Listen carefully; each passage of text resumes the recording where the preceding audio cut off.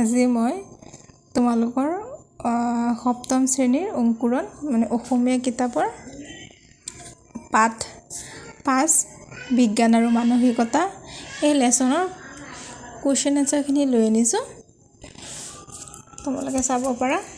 তো প্ৰথম কুৱেশ্যনটোতে চোৱা, চিটা সম্পৰ্কে প্ৰচাৰ হোৱা উৰা বাতৰিটো কি মাধ্যমৰ যোগেদি প্ৰচাৰ হৈছিল? তো উত্তৰটো লিখিব পাৰিবা যে তোমালোকে চিটা সম্পৰ্কে প্ৰচাৰ হোৱা উৰা বাতৰিটো ব্ৰাহ্ম ভাষাৰ যোগেদি প্ৰচাৰ হৈছিল।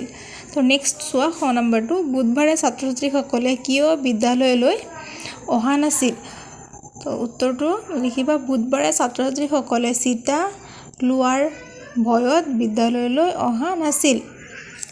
তাৰপিছত চোৱা ঘ নম্বৰটো, বিদ্যালয়লৈ চিটা সম্পৰ্কে সবিশেষ জনাবলৈ কোন আহিছিল? তো বিদ্যালয়লৈ চিটা সম্পৰ্কে সবিশেষ জনাবলৈ ডক্টৰ পায়েং আহিছিলে। তাৰপিছত 3 নম্বৰ, চমু উত্তৰ লিখা, ব্ৰাহ্ম ভাষাত অহা উৰা বাতৰিটোত চিটা ল'লে কি হ'ব বুলি কৈছিলে? ব্ৰাহ্ম ভাষাত অহা উৰা বাতৰিটোত চিটা ল'লে শিশুৰ ভীষণ অপকাৰ হ'ব বুলি কৈছিল। তো তাৰপিছত খ নম্বৰটো চোৱা, জংকীয়ে বুধবাৰৰ দিনা বিদ্যালয়ৰ পৰিৱেশ আন দিনাতকৈ কি বেলেগ দেখিছিল? জংকীয়ে বুধবাৰৰ দিনা ৰাস্তাত তাইৰ বন্ধু কমল আৰু জেনিথক লগ পোৱা নাছিল আৰু বিদ্যালয়ত তাইৰ লগৰীয়া আন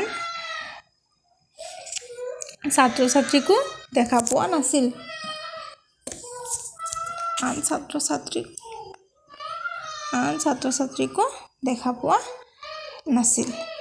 ঠিক আছে, এইখিনি মুখস্থ কৰিবা, তাৰপিছত বাকীখিনি মই অহাকালি তোমালোকক দি দিম।